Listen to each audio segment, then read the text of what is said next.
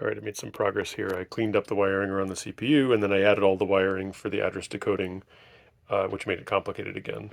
But I have this nice address decoding scheme that maps, the memory map is 48K of RAM, followed by 8K dedicated to 4 different I/O devices, and then 8K of ROM.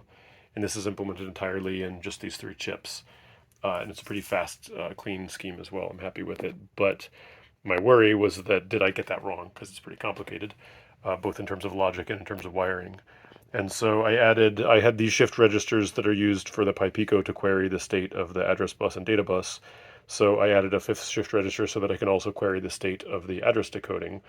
I'm not using the address decoding to map to the RAM or ROM or I/O chips yet. And before I do that, I wanted to make sure that it's correct. So now the Pi Pico is in fact querying that state. So if we get started and go through the startup sequence like we saw before, we're starting at EA, and in this region, in fact, that is in ROM, which is correct.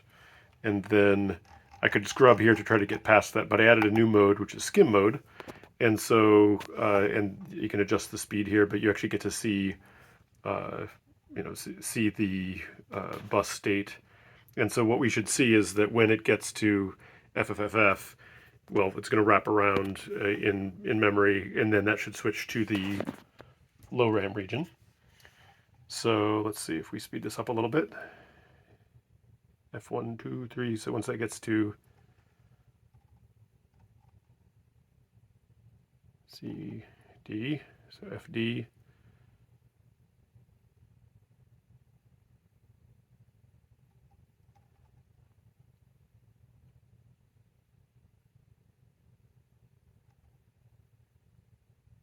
and once it wrapped around, it switched to low RAM, which is correct. And that information is not, the Pico is not computing that. That is, this logic here is computing that.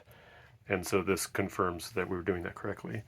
And so then when we get up to 8000, that should go to high RAM. So let's go ahead and speed this up. 1, 2, 3, 4, 5, 6, 7.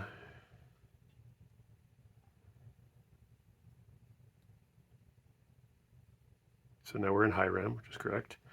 And then once we get to C000, that's when we should be in the I/O. A, B.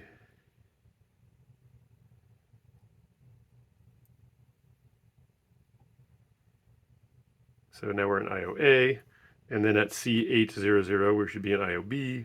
At D000, we should get into I/O-C. At D800, we should get into I/O-D. And then at E000, we should get back into the ROM. And so if I just make this go to the full speed right now, this is giving us a tour of the entire memory space. Low RAM, high RAM, I/O-A, B, C, D, and ROM.